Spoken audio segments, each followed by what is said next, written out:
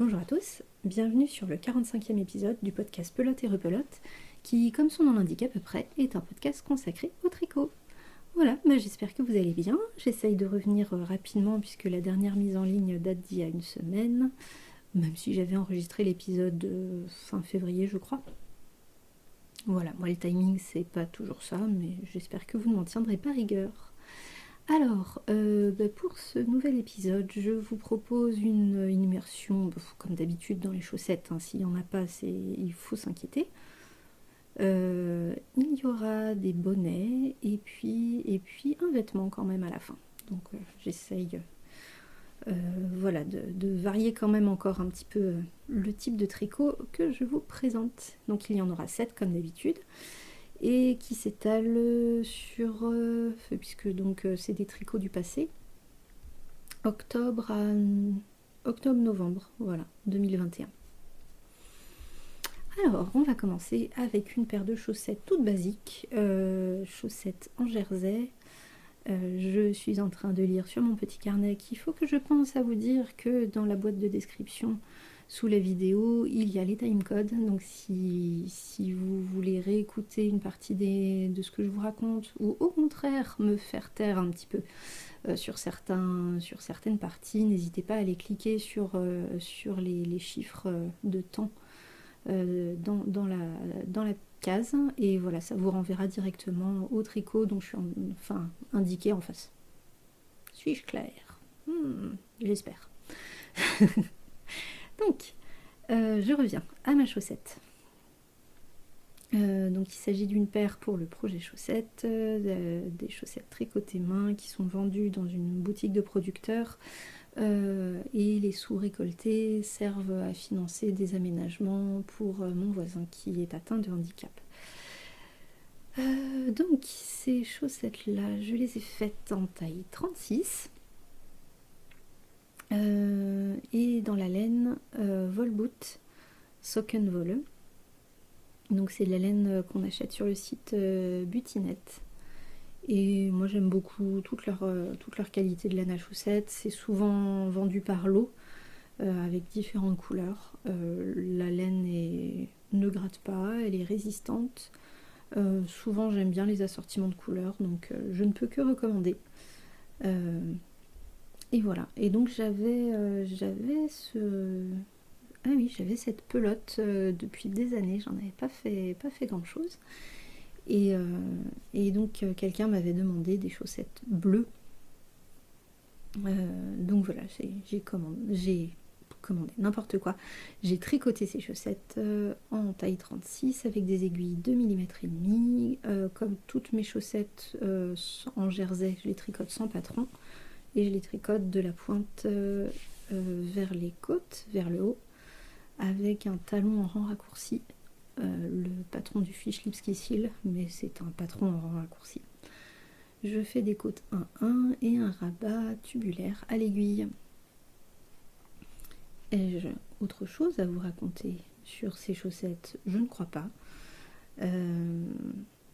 Donc je vais pouvoir passer directement à la paire suivante, qui était aussi pour le projet chaussettes en pointure 38.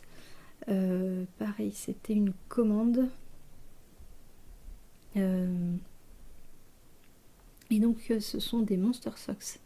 Le principe des Monster Socks, c'est d'utiliser plein de restes de laine et de les tricoter les bout à bout et d'avoir des chaussettes qui ne ressemblent à rien à la fin. J'aime beaucoup le principe et il y a un cal organisé tous les ans entre septembre et octobre.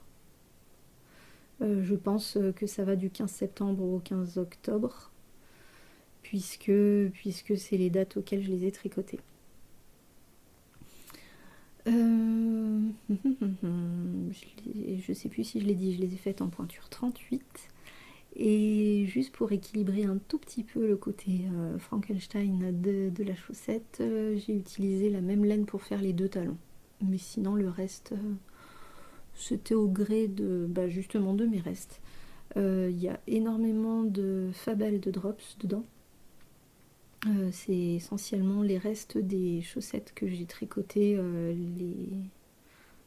ouais, pendant 1 an et demi pour le projet chaussettes. Et comme j'avais commencé avec de la Fabel de Drops, c'est essentiellement ces restes-là. Mais il y a aussi justement de la Volboot Socken Volle.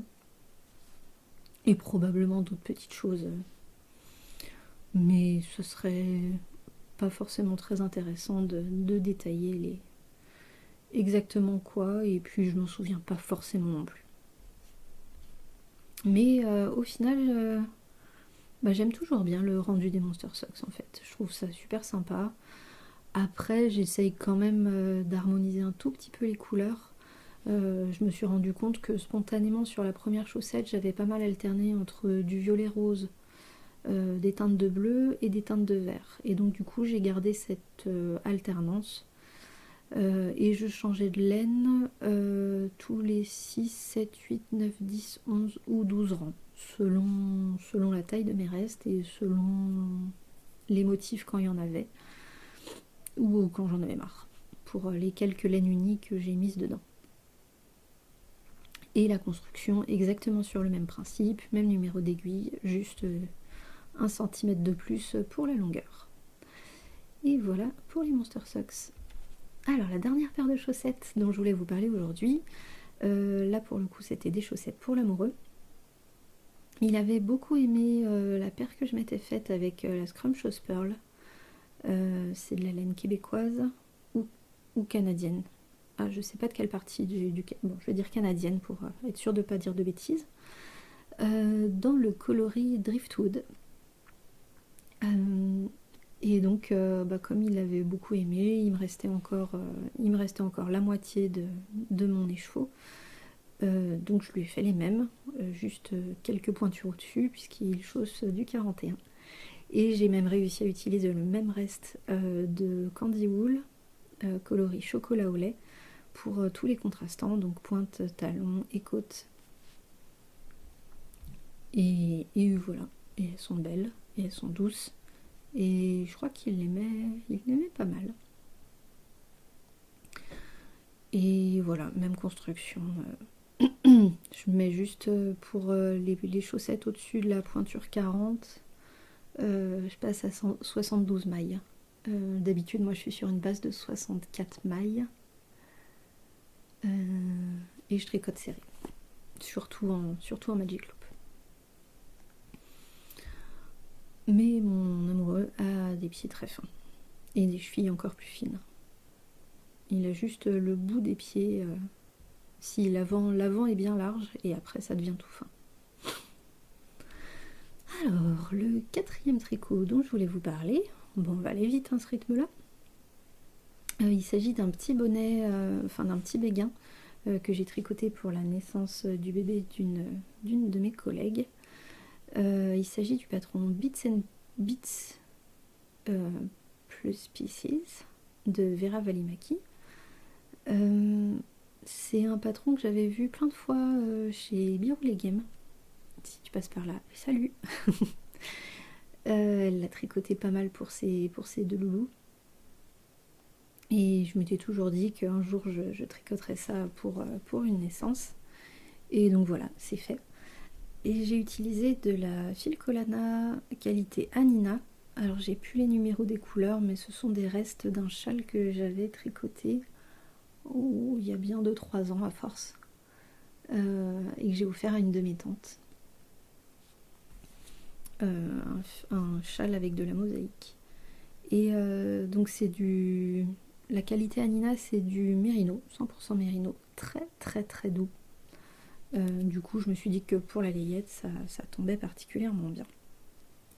Donc on a un vert olive et un blanc légèrement cassé.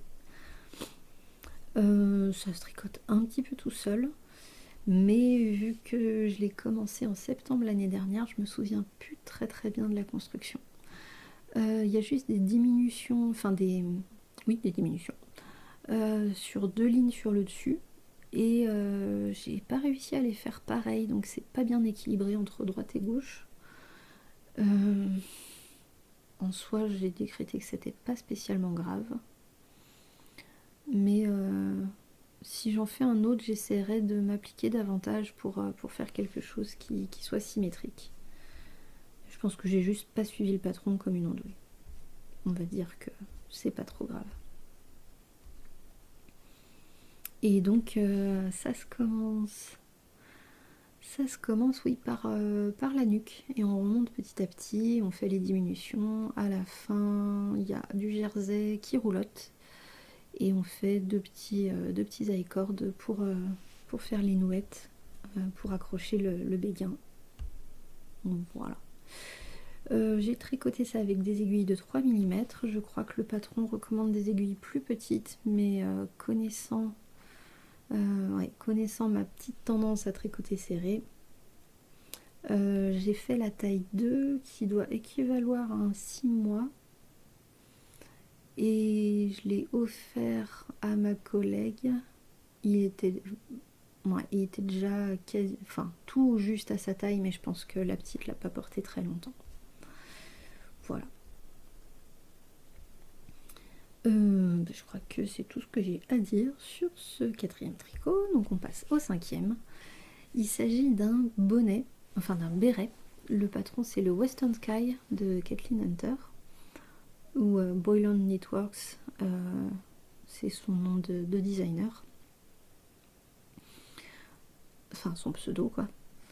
Donc j'ai pris de la laine que j'avais acheté dans un magasin de producteurs à Manosque il y a fort longtemps, dans l'idée de faire de la layette, et finalement j'avais jamais tricoté cette layette. Je pense que c'était pour faire un modèle avec une espèce de dentelle en forme de coquillage sur le devant, et c'est un modèle qui se fait avec de la laine très épaisse. Oui, parce que ça c'est de la worsted. Et donc là, je suis perdue dans mes explications. Oui, donc voilà, j'avais deux écheveaux de cette laine qui traînaient dans mon stash depuis belle lurette. Donc j'en ai récupéré un pour tricoter ce béret. Il me reste de la laine de ce premier écheveau. Donc qu'est-ce que j'ai d'autre à dire sur cette laine? Elle est rustique, mais elle pique pas du tout. Par contre, je l'ai épilée au fur et à mesure que je la tricotais, donc j'enlevais les petits brins d'herbe, ce qui ne me gêne pas outre mesure, mais je préfère l'enlever pendant que je tricote plutôt qu'une fois portée où on se retrouve avec une petite brindille qui nous pique le front. Je l'ai tricoté avec des aiguilles de 4 mm. Je crois que pareil, le patron indique des aiguilles plus petites, mais encore une fois, comme je tricote serré, j'ai tricoté en plus grand. Et en fait, j'avais déjà tricoté ce patron une année plus tôt avec de la Decay de The Woolly Skein, et il était trop petit. Donc je m'étais noté de le recommencer avec de la laine worsted et une paire d'aiguilles supplémentaires, dont acte, et ça va super vite. C'est un patron qui se commence par les côtes, ensuite on augmente pour élargir le béret, et ensuite on fait des diminutions. Bon, tout est compris dans le patron, enfin il n'y a aucun calcul à faire. C'est très agréable à tricoter, et pourtant j'aime pas les bonnets, mais là c'est bien passé parce que ça va vite aussi. Modification, j'ai fait un montage tubulaire, et j'aurais pas dû parce que du coup il est un petit peu grand. J'ai tendance à le perdre, mais je l'aime beaucoup, donc je l'ai gardé. Et donc, forte de cette expérience, je me suis dit, c'est quand même bête, le béret que j'ai tricoté l'année d'avant, ou 2 ans avant, je ne sais plus, on s'en fiche, en Woolly Skein, dans un vert magnifique, comme il est trop petit, je le mets pas. Donc, il suffit juste de le doubler avec un fil poilu, et dans ce cas-là, parce que si je le doublais sur lui-même, j'avais peur, d'une, de ne pas avoir assez de fil, et deux, que ce soit pour le coup un peu trop épais. Donc, le 6e tricot dont je voulais vous parler. Il s'agit encore une fois du Western Sky, que j'ai commencé dans la foulée du précédent, toujours de Kathleen Hunter, et donc j'ai utilisé la fameuse Woolly Skein Indica, coloris Meadow, et je l'ai doublé avec de la Drops Brushed Alpaca Silk, coloris 11. Donc qui a un bleu, enfin un vert émeraude que j'aime énormément. Donc beaucoup plus foncé que le vert de la laine Mérino. Mais le rendu me plaît aussi énormément. Donc celui-là, je l'ai tricoté en 4 mm aussi. J'ai noté que j'avais fait des modifications.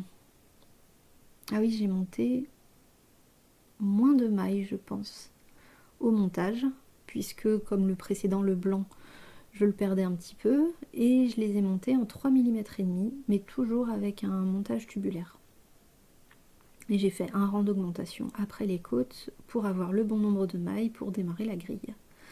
Ce qui fait que celui-ci est de toute façon un petit peu plus petit, la laine est moins épaisse, même avec le mélange des deux fils, mais il me tient mieux sur la tête. Et j'en suis très satisfaite. L'alpaca a tendance à me picoter, mais le Brushed Alpaca Silk ne me pique pas. Donc je le porte vraiment facilement. Et du coup, ça me donne envie de me faire un pull en Brushed Alpaca Silk. Voilà, puisque le mohair a une petite tendance à me gratouiller aussi. Donc je me suis dit, si je remplace, je vois des pulls intégralement en mohair, enfin mohair et soie souvent, et j'avoue que ça me fait un peu envie quand même. Et donc je me suis dit qu'avec de la Brushed Alpaca Silk, je pourrais peut-être tenter ça. Affaire à suivre. Le dernier tricot dont je voulais vous parler, il s'agit d'un petit boléro qui s'appelle April Come She Will de Annalisa Dionnet. C'est un patron qui n'a pas été énormément tricoté, je crois. Est-ce que j'ai accès à internet ici? Je suis dans ma chambre. Oui, alors mon téléphone capte pas du tout le wifi, mais mon ordinateur a l'air d'y arriver. Ouais, 69 projets. Et c'est un patron qui est sorti en avril 2015. Donc oui, quand j'ai commencé à tricoter un peu plus comme une brute. Et il y a notamment Folie Ordinaire qui en a fait une magnifique version violette.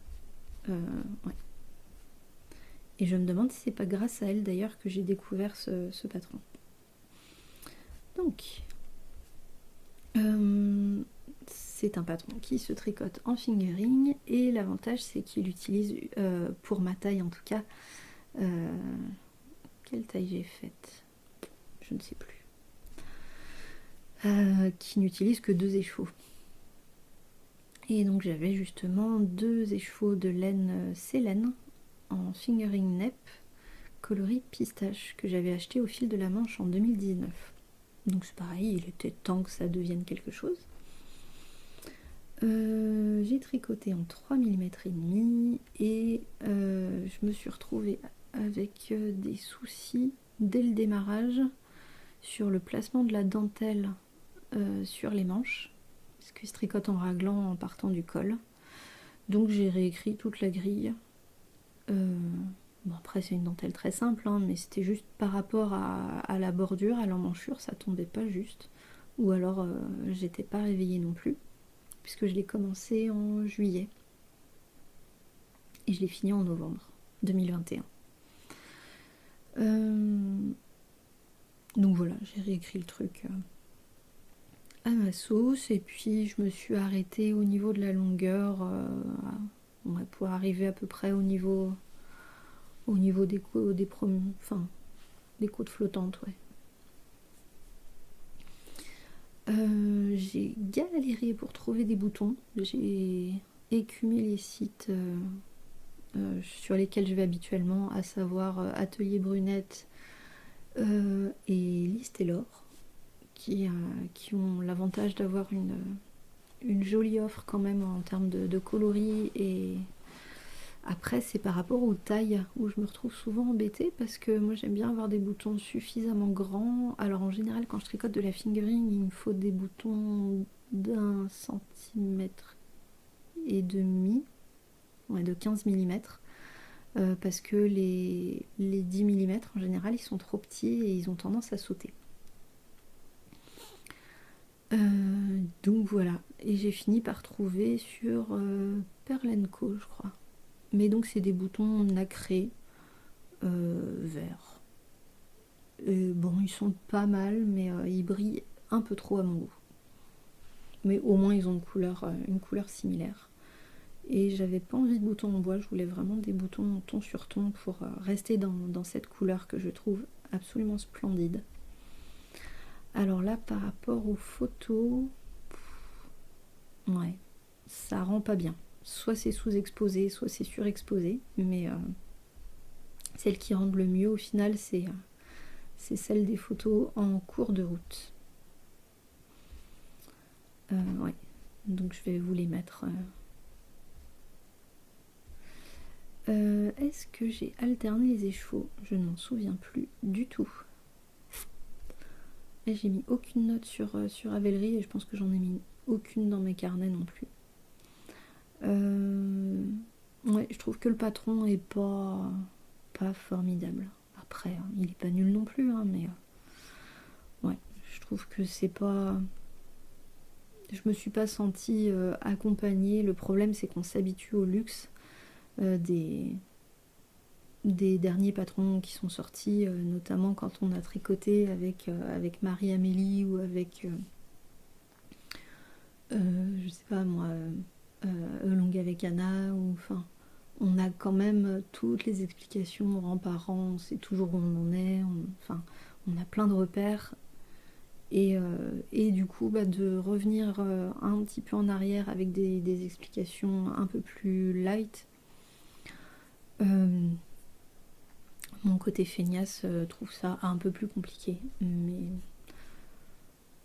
Mais voilà, j'ai toujours ce doute où je me suis retrouvée coincée avec la dentelle et où je sais toujours pas si c'est dû au patron ou si c'est moi qui avait vraiment pas les yeux en face des trous au moment où j'ai tricoté les raglans. Bref, je m'en suis sortie, c'est bien le principal. Et ben voilà, j'ai déjà fait le tour. Oh là là, combien de temps? Ah oui, oh ben, ce sera un tout petit podcast, et puis voilà.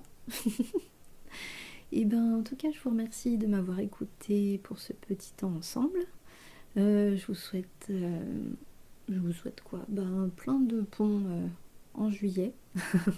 Reposez-vous bien, profitez de l'herbe qui pousse et du soleil qui brille par intermittence. J'espère qu'il va quand même pleuvoir pour qu'on puisse se baigner à la rivière cet été. Et puis prenez bien soin de vous, de tout ce qui vous entoure. Et puis on se dit à bientôt. Salut!